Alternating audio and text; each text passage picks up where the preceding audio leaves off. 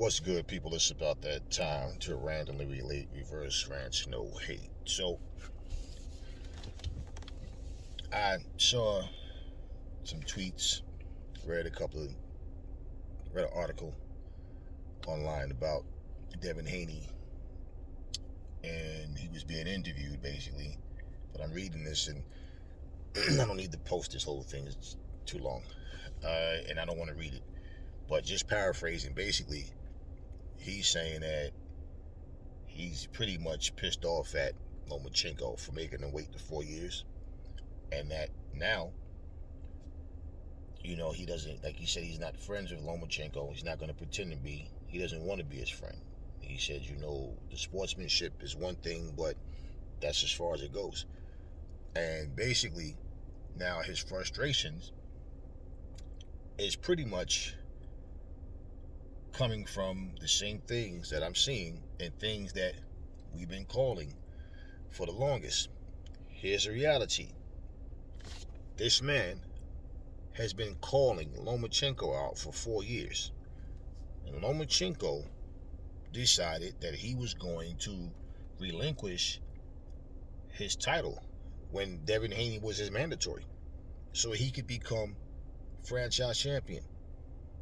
Mauricio Suleiman went on record and said that both Lomachenko and Canelo both requested to become franchise champion.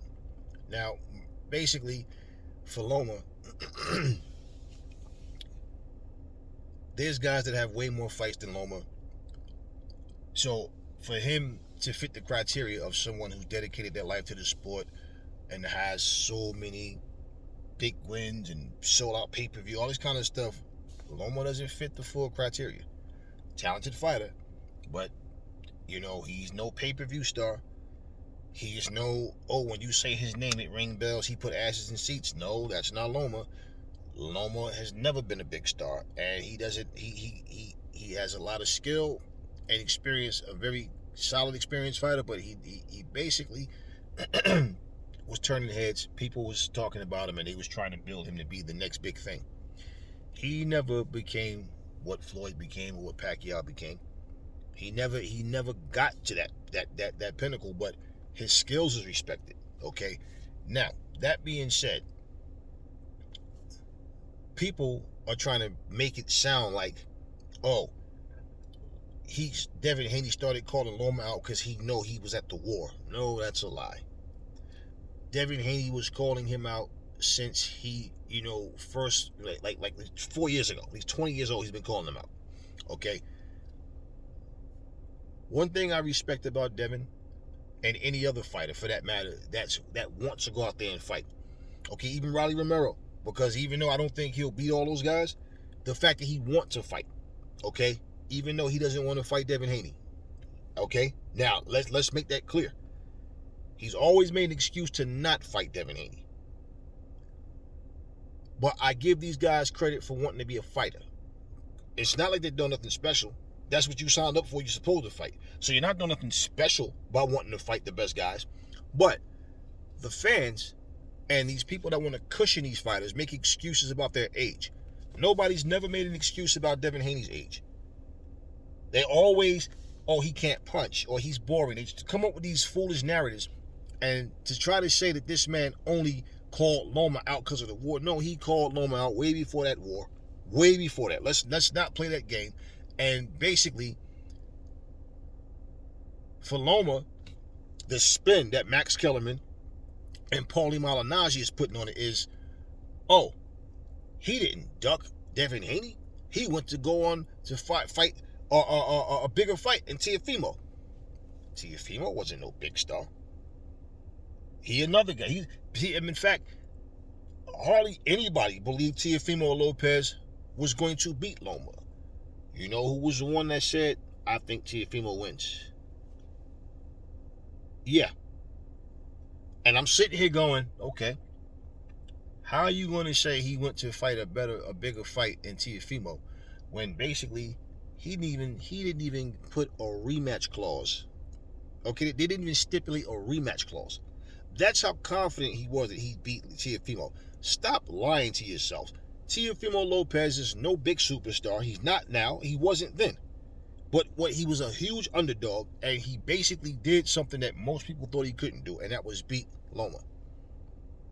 So now, let's fast forward to Devin Haney being the undisputed champion, the only champion at 135. And I told you guys, read comments, go to Fight Hype, go to Ellie Setbacks channel, go to Seconds Out. Anybody talking about Devin Haney and Loma, the majority of the comments you see is, oh, Loma's old. He waited for Loma to get old. So Haney's like, okay, you don't think that him and his father, that you don't think that they see these, hear these things and read these comments and stuff like that? Haney himself is probably not focused on it, but I'm sure people letting him know what's being said. And he's feeling like, you know what? So this dude doesn't fight me. He's the one that drops his belt to me, and people are calling me an email champion because the current at the time didn't want to fight me. Okay, I'm gonna punish this dude. I'm gonna put it on his ass. And now they already talking about the old excuse. You want to know why they're saying it already? Because the same people calling Devin Haney pillow fisted, deep down inside feel like, I think he's gonna beat Loma. I don't like the idea of him beating Loma, so let me make that excuse that Loma's old. Loma's the same age, right, as Terrence Crawford, right? Or you're younger or something like that. Are y'all calling Terrence Crawford old? You see, it's funny how people start back and forth with, oh, we'll make this excuse for this guy, but not this guy. And if you base anything that you saw of Loma's last performance, right, people were saying he looked outstanding. He's back. He had mercy on the guy. He could have destroyed him and got him out of there. He had mercy and all that. And okay, he played with this guy. I forgot the guy's name. This is the same guy that Teofimo Lopez fought when the guy was in his prime. Same way, and Teofimo knocked him out. So was it anything special about what happened? But now, all of a sudden, Lomachenko is old. That's how you know when people are not as brave as their words. And in this case, I'm talking about the so-called fanboys, because they're sitting up here making these excuses. Now, Loma, last week I read something about him saying that Devin Haney looks pretty weak to him, right? That's okay. You the same guy that sat there and said, this is not heavyweight, this is heavyweight, hey, right? Okay. So if he looks weak, you should have no problem walking through him then. It's not about predictions for me. I really don't care. Now, personally, I'll say it I'll go on record and say it. I've been said it. I think Haney's going to punish him. I think Haney's going to embarrass him. He's going to completely outclass Loma, and people are going to see, okay, Haney is that dude. I don't think Teofimo beats Haney. I don't think Ryan beats Haney. I've always said that. Tank, I'm not sure about. The reason is because Tank just got that kind of power, and Haney showed he can take a good pop. You might wobble him, but he doesn't go down. Okay, it's boxing. You're going to get hit. Shit. Tank has been rocked. They all been cracked. Okay, but at the end of the day, Haney has the type of skills that people are trying to purposely overlook. So a couple of videos ago where I asked the question, because I made this comparison where people are talking about Haney is going to get stopped if he fights Tank, but yet they think Shakur for some reason will be the guy to beat Tank. But the reason that they're saying Haney will lose is because Haney can't punch, but yet Shakur Stevenson is not a big puncher either. So like I made that video, I made that comparison because it's like, what the hell do you guys watch, man? Like, what fights are you watching?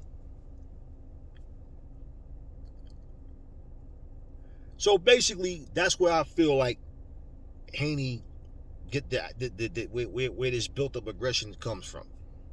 And he already knows that after he beats Loma, the first thing people are going to start doing is repeating, Loma's old.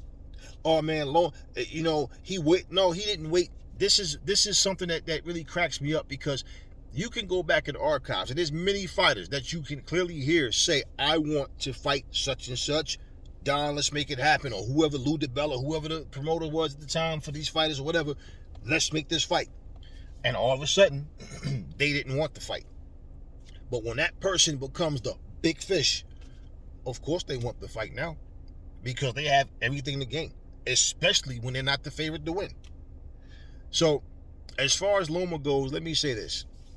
For the people that's talking about people having nice personalities and likable people, that's all well and good, but this is the hurt business. I wouldn't get in the ring with anybody.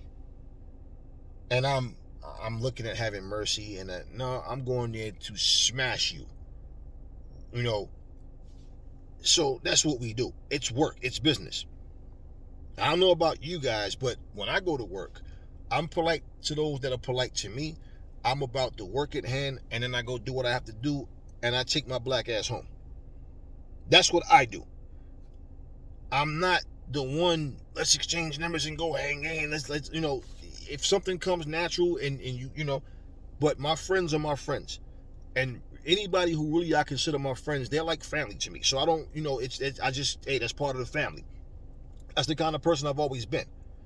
And my thing is, I don't trust people because I know how two-faced people are. Like, you can be somewhere in the office and people are smiling, laughing, and oh yeah, this and this, and that person walk out the room. I can't stand that bitch.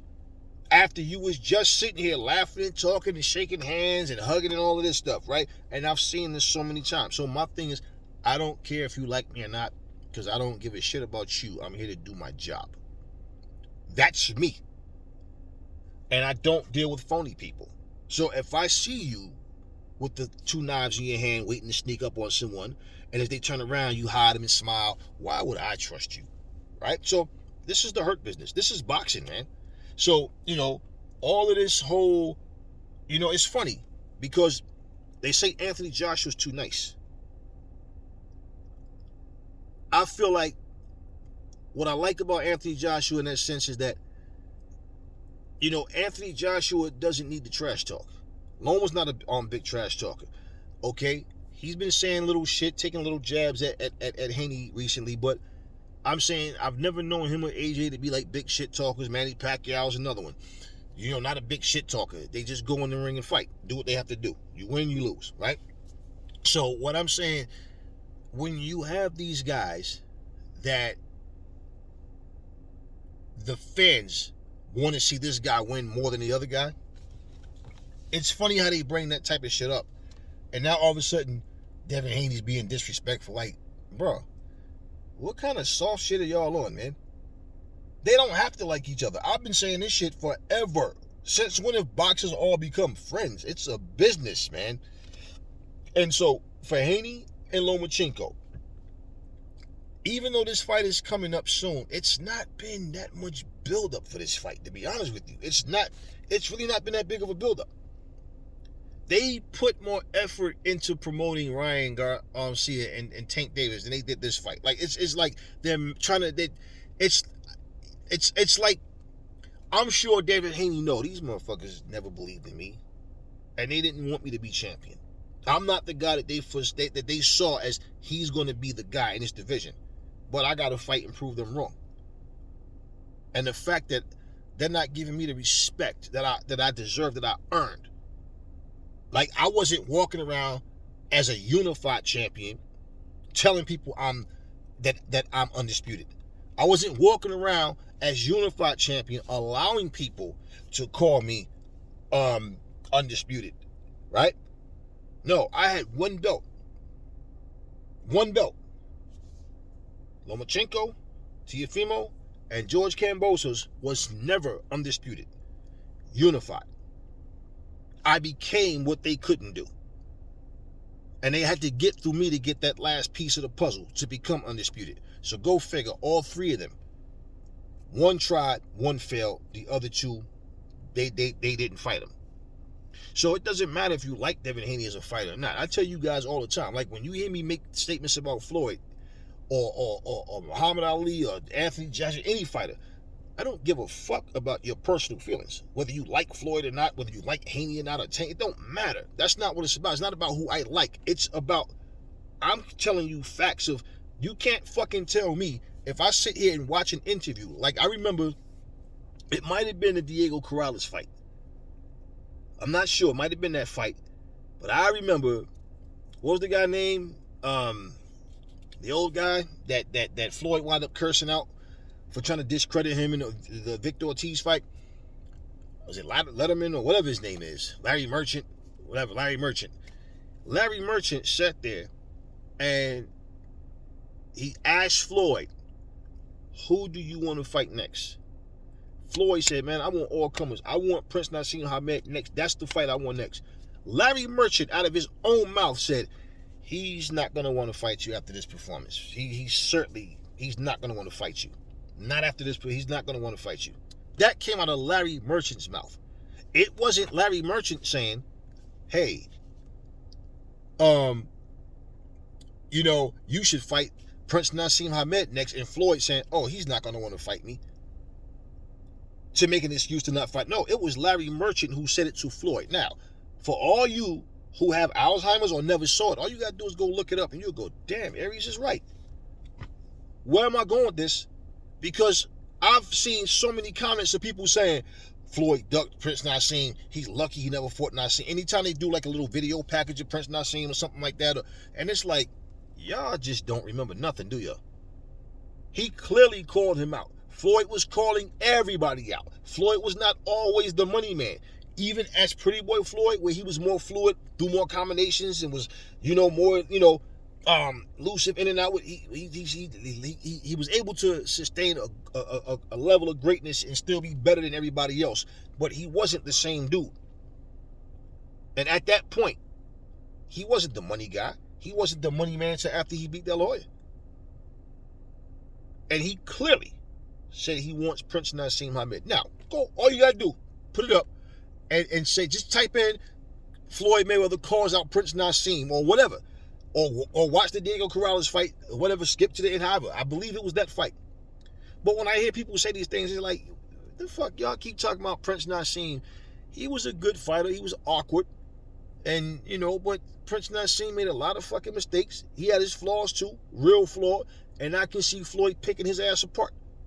All them looping uppercuts, leaving himself wide open, slipping with his hands up and down and trying, And I remember somebody making talking about the comparison about Emmanuel Augustus gave Floyd trouble. I said, first off, Emmanuel Augustus is way bigger than Floyd naturally. 2, Floyd beat that fight. What the fuck y'all talking about? But his awkwardness, Emmanuel Augustus gave everybody trouble.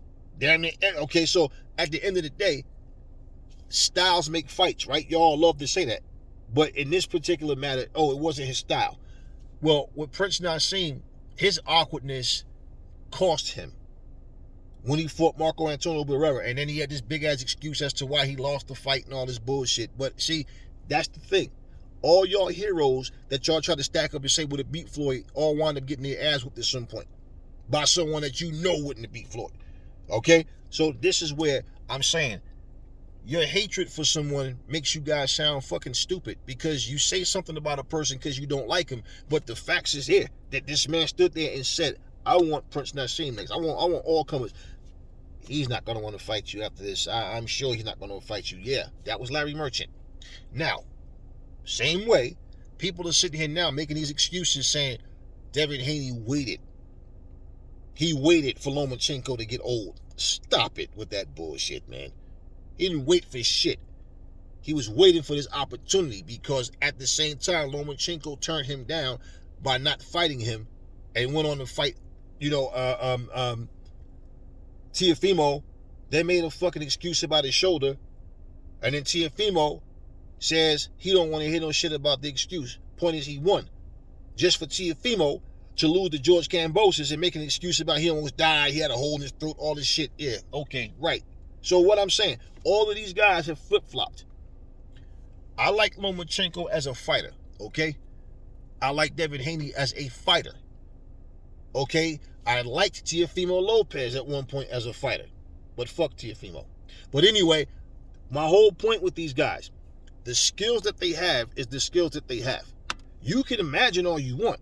We all can sit here, but when they get in the ring and fight, most people can't just fess up and say, man, the better man won. Nope. It's, if they would have fought 4 years ago, well, if they would have fought 4 years ago, it would have been because Lomachenko decided to say, okay, let's go. Because the one that wanted the fight was Haney, not Loma. And that's just the reality. So I'm not going to play that neutral shit and try to find fault on both sides. No, I'm looking at the information we have and what actually took place. Why didn't this fight happen? You can't blame Haney for that shit. So for people to say, oh, but Haney, he didn't really prove that much at that motherfucker. Lomachenko was fighting for a world title against Gary Russell, only in his second fucking pro fight. We just watched the movie, Creed 3. Did y'all see that movie? Okay? Where his friend comes out of prison and he basically winds up getting a title shot. His first fucking pro fight and back out of prison and without fighting anybody. This is what I'm saying. Like, yeah, think about it. Yeah. People, oh, that's not realistic. It was realistic for Loma. And it was also realistic that they've been trying to take the loss off his record.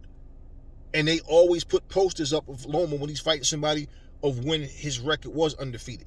So even though it's like, we are aware he has a loss on his record, 2 now. But what I'm saying, what's the purpose of doing that? And then if we say they show him favoritism, people hating. I don't give a shit what you call it, but it's reality. If you lost, you lost. It's as simple as that. Now, again, after Devin Haney beats him, it doesn't matter the excuses people make, but they already started. He's old and long, and Haney, he waited. So yeah, the same way they made up this shit about Floyd and other fighters, he waited. He didn't want to fight. He didn't want to do this. People, take your feelings out of this shit. Grow up a little bit and understand. This is a fucking sport where to make the big dollars, you got to fight the bigger names.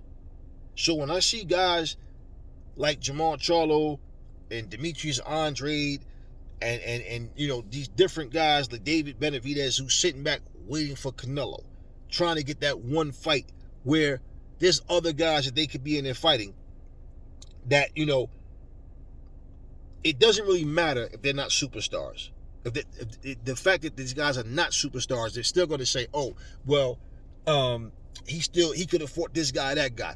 I forget the guy's name that fought Triple G, and most people thought that Triple G lost that fight, and then Jamal Charlo handled him pretty easily.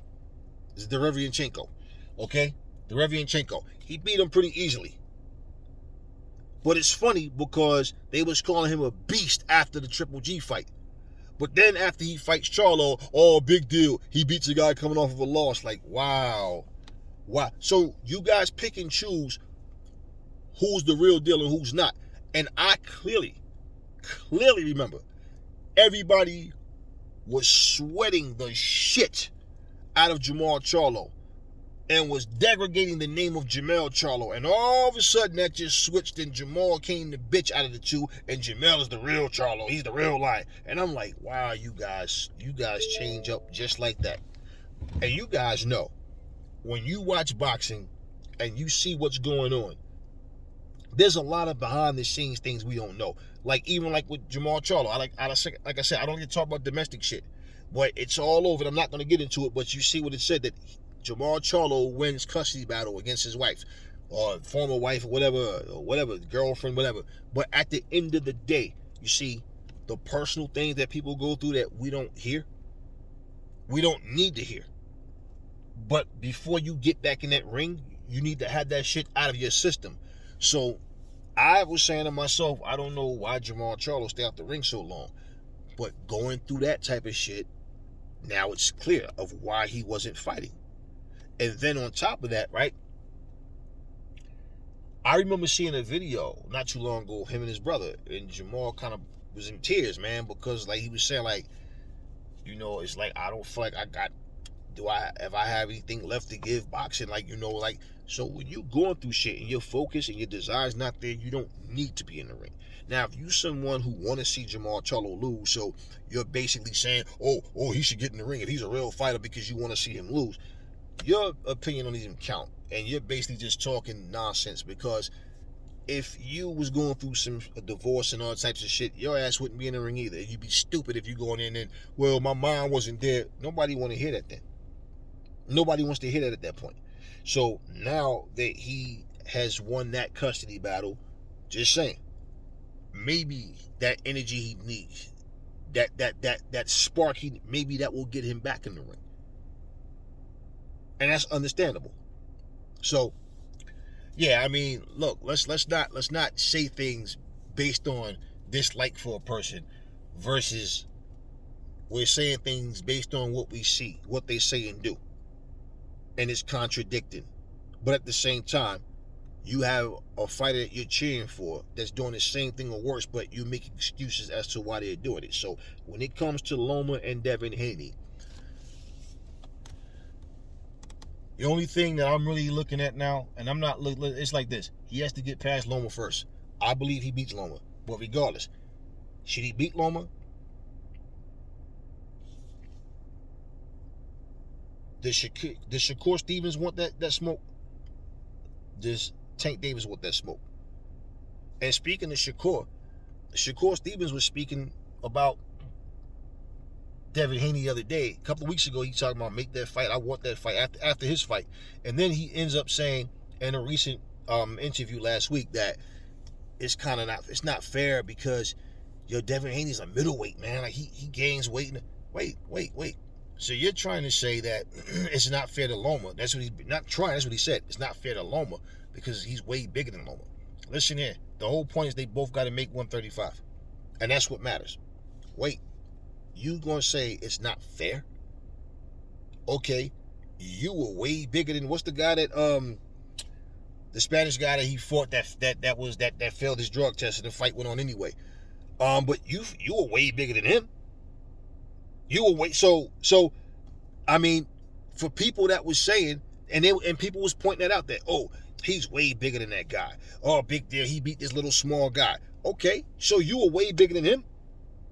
Now all of a sudden, for Shakur Stevenson to start pointing out the size difference is like, come on, Shakur, listen, you sound crazy. Because like I said, they both have to make 135. That's what matters. How many times you seen Floyd fight somebody that was way bigger than him? How many times you seen Terry Norris fight somebody that were way bigger than Terry? Yeah, they was 154 at the weigh-in, 168 the fight night, 170. Like, so yeah, I mean, fighters have always dealt with that. But to start saying, and after the thing is, you called him out, talking about you want that fight, and you also said you always got the best of him in sparring. So you talk like you're looking forward to the fight, but now you're saying it's not fair because he's a middleweight. It's like, come on, bro. Now, I respect Shakur Stevenson as a fighter, his skill set, just like with Haney.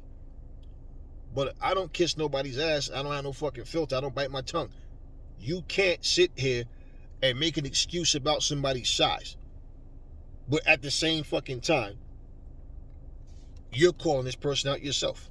It's not fair. But you fight motherfuckers and you're bigger than them at times. Way bigger.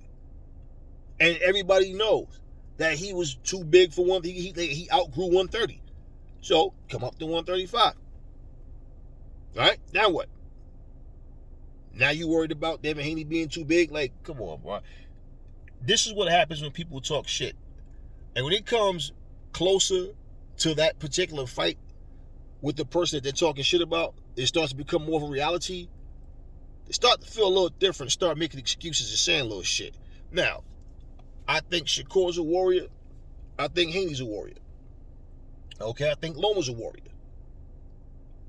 But you're making excuses about somebody's size. Come on, man. Come on, bro. It's like it's just funny to me, man, because it's like I can remember fighters couldn't wait to get in the ring to fight. And then all of a sudden now it's like every excuse to not fight, every little detail to try to point out so in case you lose, that's the reason I lost.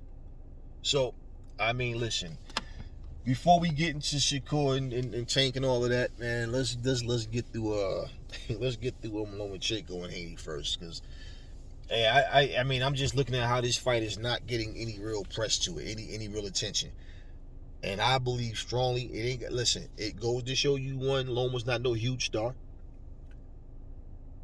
Haney has some type of star power. We'll see what the numbers are when they get to the arena and how many the viewership that they get. But at the end of the day, I'm saying it goes to show you Not only that, but for me, one of the biggest key factors of why nobody's really hyping this fight up, because the majority of people don't want to come out and say, I don't think Loma has a chance, man. I think Loma's going to get smacked around. I don't care what Roy Jones say. I don't care what Paulie Malignaggi say. I don't care what people trying to be neutral say or because you're a fan of. I'm nobody's fan. So I'm not saying I think Devin Haney's going to win just because I want to see Devin Haney win. I'm saying I think he's going to win because I just think he's better than people are giving him credit for. And that he's going to put some shit on Loma that people are going to finally go, damn, Devin is good. He is better than I thought. Because you people that keep saying he can't beat Loma, he has no chance of beating Loma, well, we'll see. We will see. You know, I can't tell you how the fight's going to go. I'm saying, from what I've seen from both guys, I think Haney beats him way easier than what people think. But we'll see. I'm not, I guarantee. No, I don't guarantee shit, because you never know what's going to happen when they get in the ring. But let's just say, put injuries aside. Nobody gets hurt in the fight. And it's just both guys on their A game. I go with Haney all day. I always would have went with Haney. Even if they had fought 4 years ago, I'd have went with Haney. But see, the same way how people were saying Teofimo didn't have a chance and Haney's better than Teofimo. The only thing that Teofimo has over Devin Haney is punching power. That's it. He's not a better boxer. Doesn't have better head movement, footwork. He has nothing better than Devin Haney. He's not faster than Devin Haney. He has nothing. Devin Haney is a better fighter to me than all of them. I think skill for skill, I give him, Shakur, and Tank. I'll put them three in a category of they have what it takes to beat each other, but Tank and that power and his mind, his IQ, see, he's just different from both of them. And it's not just because of the power, but because of the power with everything connected to it. Because just having power is not enough. We've seen a lot of guys that can punch, they can get cracked, and they go in there and get outclassed. So, remember, pillow-fisted Muhammad Ali, right? Knocked out George Foreman. Who saw that coming? Why would you think he was going to win after George Foreman went there and destroyed, Joe Frazier and Ken Norton, who had both just beat Ali? So Ali, he can't win this fight. What Ali go in there and do? And if anything, if you thought Ali was going to win, you would feel like his only chance is to take George in the deep waters and then get a points win, right? Nah, he stretched him. So that's just the way it goes. Anyway, talk to me in the comment section. Never fall in love with lies. Remember, the truth brings hate out of people, and I will catch y'all in the next video.